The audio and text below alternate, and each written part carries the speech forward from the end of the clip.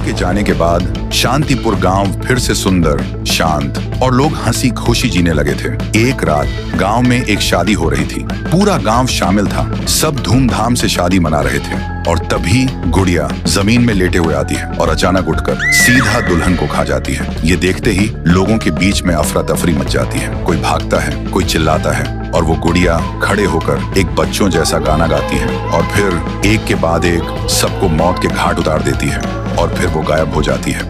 गांव फिर से कांप उठता है। सुबह सब लोग इकट्ठा होते हैं और कहते हैं वो भूखी लड़की वापस आ गई है। इस बार एक गुड़िया बनके लोग घुटनों के बल गिर जाते हैं और रो रो कर कहते हैं, हे भगवान हमें बचाओ। तभी गांव का मुखिया आता है और गुस्से में कहता है, चाहे वो कोई भी हो, है तो एक गुड़िया ही ना, आज रात मैं उसे खुद गांव से निकालूंगा। फिर रात के ठीक 2:30 बजे मुखिया अपने 2 चेलों के साथ गांव के बीच खड़ा होता है और फिर वही धुआं छा जाता है और वही आवाज।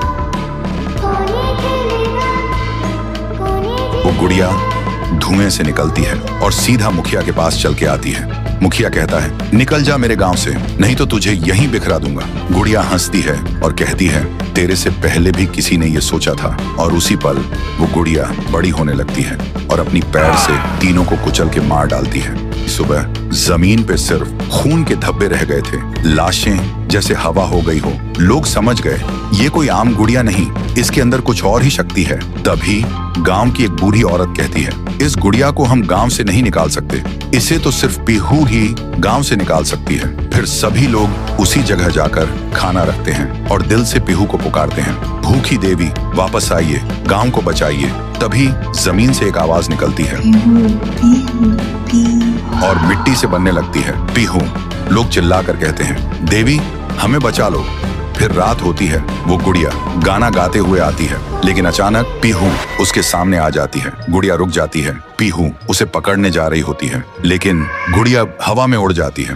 पीहू भी उसके पीछे उड़ जाती है और अपनी आंखों से आग छोड़ के गुड़िया को जलाने की कोशिश करती है, लेकिन गुड़िया एक धुएं में छुप जाती है और फिर अचानक पीहू के पीछे आके उसे एक जोर का वार करती है। पीहू आसमान से जमीन पे आ गिर जाती है और फिर वो गुड़िया पीहू की शक्ति छीनने लगती है। पीहू की ताकत धीरे धीरे गुड़िया के पास जा रही होती है। कुछ देर बाद पीहू जमीन पे गिर जाती है। जब वो उठती है तो देखती है उसका शरीर धुंधला हो गया है और जब वो अपने आप को छू रही थी तो हाथ उसके शरीर के आर पार जा रहा था। वो वहीं गिर के रोने लगती है और जोर से चिल्लाती है, भैया, भैया, भैया। और उसकी आवाज सीधा उसके भाई के कानों तक पहुंचती है। तो दोस्तों, अगर आप देखना चाहते हो पीहू वर्सेस गुड़िया वर्सेस तुंग तुंग तुंग सहर, तो इस वीडियो को 1.5 लाख लाइक्स तक पहुंचाओ।